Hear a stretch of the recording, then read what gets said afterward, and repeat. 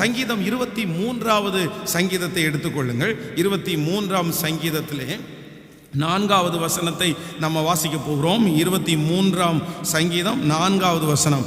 நான் மரண இருளின் பள்ளத்தாக்கிலே நடந்தாலும் பொல்லாப்புக்கு பயப்படேன், தேவரீர் என்னோடு கூட இருக்கிறீர், உமது கோலும் உமது தடியும் என்னை தேற்றும்.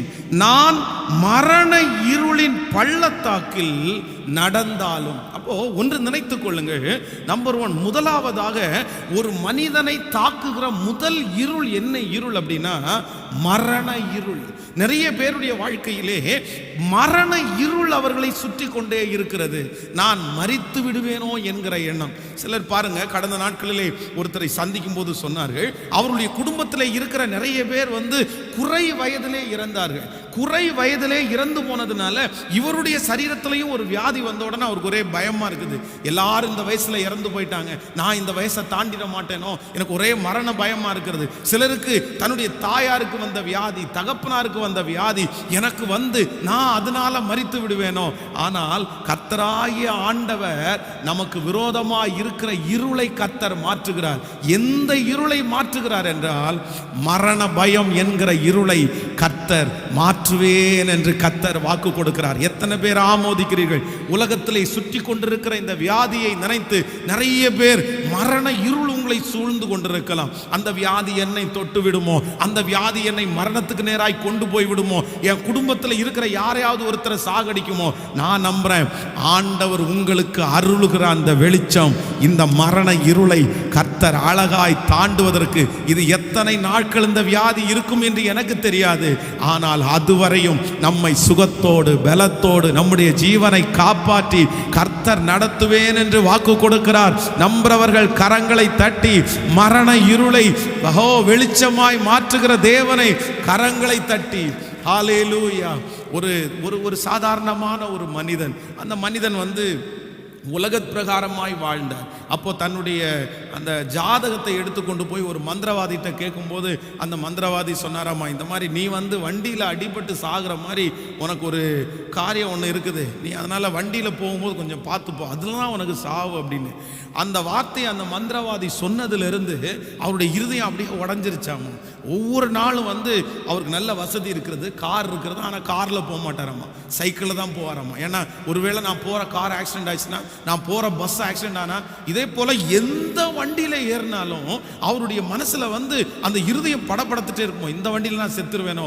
சைக்கிளில் போயிட்டே இருப்பாரா, அங்கேருந்து பஸ் வருமோ, அந்த சைக்கிளை ஓரத்தில் நிப்பாட்டிட்டு அவர் ரொம்ப பயப்படுவாராமா. இப்படி பல ஆண்டுகள் போனது. ஒரு நாள் அவருடைய சைக்கிளை கொண்டு போய் ஒரு இடத்துல பஞ்சர் ஆயிடுச்சு நிறுத்தியிருக்காரு. பக்கத்தில் ஒரு சர்ச்சு, அந்த சர்ச்சுக்குள்ள முதல்ல காலடி எடுத்து வைத்தார். அன்றைக்கு ஆண்டவர் அவரை தொட்டார். கர்த்தர் தொட்டு ரட்சித்து அந்த மரண பயத்திலிருந்து கர்த்தர் அவரை விடுதலையாக்கினார்.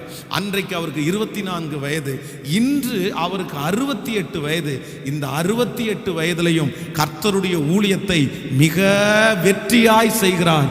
அவருடைய ஜீவனை கர்த்தர் காப்பாற்றி மரண இருளை கர்த்தர் வெளிச்சமாய் மாற்றினார். நான் நம்புறேன், ஆண்டவர் யாருக்காக இந்த வார்த்தை சொல்லுகிறார் என்று தெரியாது, உங்கள் யாருக்கு மரண பயம் இருக்கிறது என்று தெரியாது, ஆனால் கர்த்தர் இன்றைக்கு வாக்கு கொடுக்கிறார். இல்லை, நான் எதை உனக்கு வெளிச்சமாய் மாற்ற போறேன் என்றால் உங்களுக்குள்ளேயே இருக்கிற மரண இருளை கர்த்தர் வெளிச்சமாய் மாற்ற போகிறார்.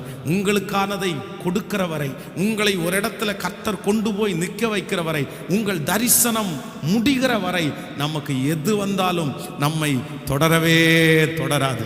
எத்தனை பேர் ஆமோதிக்கிறீர்கள்? இதற்கு முன்பாக எத்தனையோ மரண கண்ணிகள் நமக்கு வந்திருக்கிறது, எத்தனையோ ஆபத்துக்கள் வந்திருக்கிறது, நம்முடைய ஞானம் இல்லாமல் எத்தனையோ நடந்திருக்கிறது. எல்லாவற்றிலிருந்தும் காப்பாற்றி இன்று வரைக்கும் சுகமாய் வைத்திருக்கிற கர்த்தர் ஆண்டவர் சொல்லுகிறார், உங்களுடைய ஜீவன் அவர் பார்வைக்கு அருமையாயிருக்கிறது. ஆமென் சொல்லுங்கள். நீங்கள் 2 ராஜாக்களின் புஸ்தகம் 20ஆம் அதிகாரத்திலே 2வது 3வது வசனங்களை நம்ம வாசிக்கும் போது, 2 ராஜாக்களின் புஸ்தகத்திலே 20ஆம் அதிகாரத்தை எடுத்துக்கொள்ளுங்கள். 20ஆம் அதிகாரம் 2வது 3வது வசனத்தை நம்ம வாசிக்க போறோம். அப்பொழுது எசேக்கியா தன் முகத்தை சுவர் புறமாய் திருப்பிக் கொண்டு கர்த்தரை நோக்கி, ஆ கர்த்தாவே, நான் உமக்கு முன்பாக உண்மையும் மன உத்தமமுமாய் நடந்து உமது பார்வைக்கு நலமானதை செய்வேன் என்பதை நினைத்தருளும் என்று விண்ணப்பம் பண்ணினான். எசேக்கியா மிகவும் அழுதான். ஏசாயா பாதி முற்றத்தை விட்டு அப்புறம் போகிறதற்கு முன்னே கர்த்தருடைய வார்த்தை அவனுக்கு உண்டாகி அவர் சொன்னது, நீ திரும்பி போய் என் ஜனத்தின் அதிபதியாகிய எசேக்கியாவை நோக்கி, உன் தகப்பனாகிய தாவீதின் தேவனாகிய கர்த்தர் சொல்லுகிறது என்னவென்றால், உன் விண்ணப்பத்தை கேட்டேன், உன் கண்ணீரை கண்டேன், இதோ நான் உன்னை குணமாக்குவேன். 3ஆம் நாளிலே நீ கர்த்தருடைய ஆலயத்திற்கு போவாய். உன் நாட்களோட 15 வருஷத்தை கூட்டுவேன்.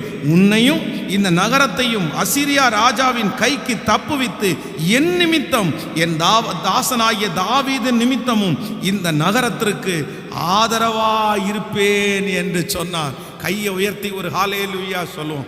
இங்கே எசேக்கியா ராஜாவுக்கு ஏசாயா தீர்க்கதரிசி வந்து சொல்லிவிட்டார், உன் காரியத்தை ஒழுங்குபடுத்து, உன்னை கர்த்தர் எடுத்துக்கொள்ளுகிற நாட்கள் வந்துச்சு.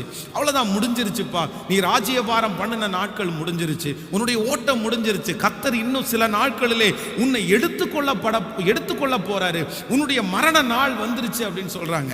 உடனே இந்த எசேக்கியா, இல்ல ஆண்டவரே, இன்னும் என்னுடைய காரியங்கள் நிறைய செய்ய வேண்டியது இருக்குது, நான் இன்னும் இந்த உலகத்தில் வாழ விரும்புகிறேன், என்ன திரும்ப ஒரு ஜீவனை கொடுப்பீங்களான்னு சுவர்புறமாய் திரும்பி கண்ணீர் விட்டு ஒரு ராஜா அழுகிறார்.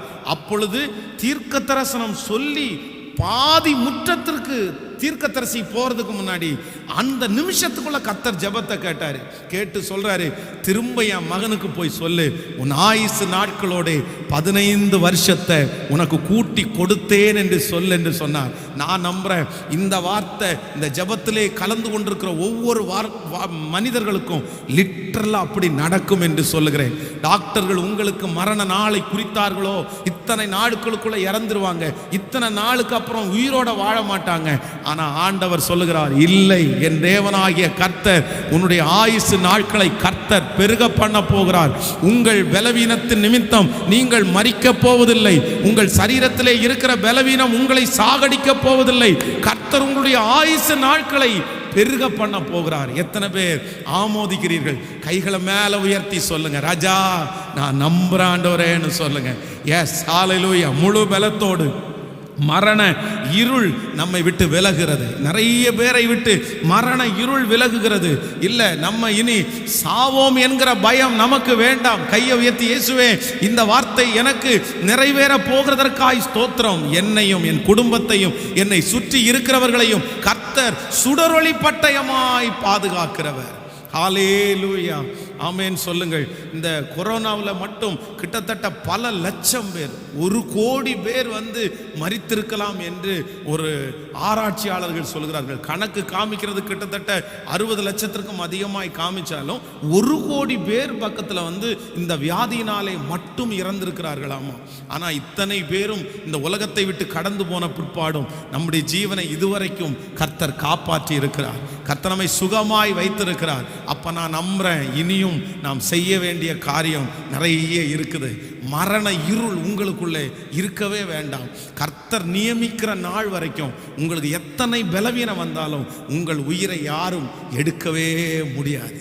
ஆமேன் சொல்லுங்கள். அந்த நொடியில ஆண்டவர் உங்களை அழகா தப்பிச்சு கர்த்தர் உங்களை நடத்துவார். ஆமேன் சொல்லுங்கள்.